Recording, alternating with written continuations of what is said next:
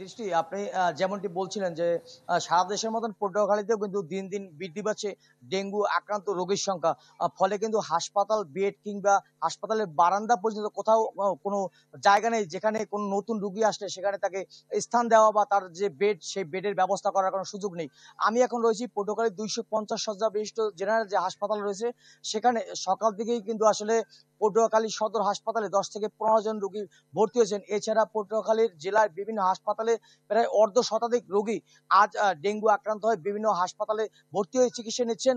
এই পর্যন্ত পটুয়াখালীতে প্রায় 3000-এরও অধিক ডেঙ্গু আক্রান্ত রোগী কিন্তু হাসপাতালের বিভিন্ন কেন্দ্রে কিংবা স্বাস্থ্য কমপ্লেক্সে তারা ভর্তি হয়ে চিকিৎসা নিচ্ছেন। সব থেকে দুঃখের বা সব থেকে আশ্চর্যের বিষয় হচ্ছে ডেঙ্গু আক্রান্ত রোগীর আসলে মশারি ব্যবহারের এক ধরনের যে অনীহা সেটির কারণে কিন্তু আসলে সাধারণ যে অন্য রোগে আক্রান্ত হয়ে যে সকল রোগীরা হাসপাতালে ভর্তি হচ্ছেন তাদের মধ্যে এক ধরনের আশঙ্কা কিংবা যে শঙ্কা সেটি কিন্তু তাদের মধ্যে লক্ষ্য করা গেছে। ফলে কিন্তু সাধারণ যে রোগী অন্য রোগে আক্রান্ত হয়ে হাসপাতালের বিভিন্ন স্থান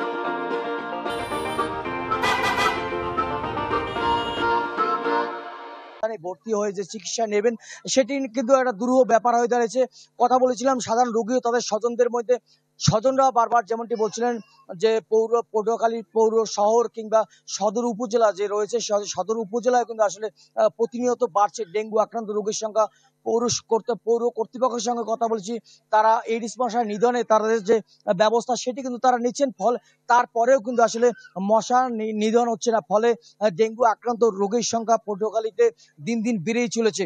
এছাড়া যদি কথা বলি যে হাসপাতাল কর্তৃপক্ষের সঙ্গে কথা বলছি, তারা 250 শয্যা যে হাসপাতাল রয়েছে সেখানে রোগী 600-এর অধিক রোগী ভর্তি রয়েছে।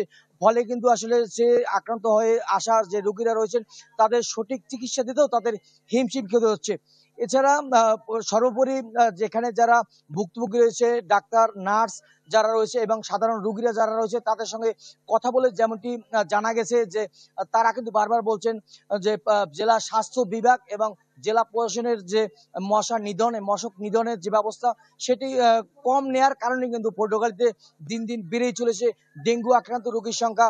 এছাড়া পটুয়াখালী শহরের যে ড্রেনেজ ব্যবস্থা রয়েছে, পৌর শহরের যে ড্রেনেজ ব্যবস্থা রয়েছে সেই ব্যবস্থা সম্পূর্ণ না হওয়ায় কিন্তু আসলে ড্রেনে পানি জমে থেকে সেখানে এডিস মশা বংশ বিস্তার করছে। ফলে কিন্তু আসলে পৌর শহরে দিন দিন বৃদ্ধি পাচ্ছে এডিস আক্রান্ত কিংবা ডেঙ্গু আক্রান্ত রোগীর সংখ্যা। দৃষ্টি এই ছিল পটুয়াখালী থেকে সর্বশেষ।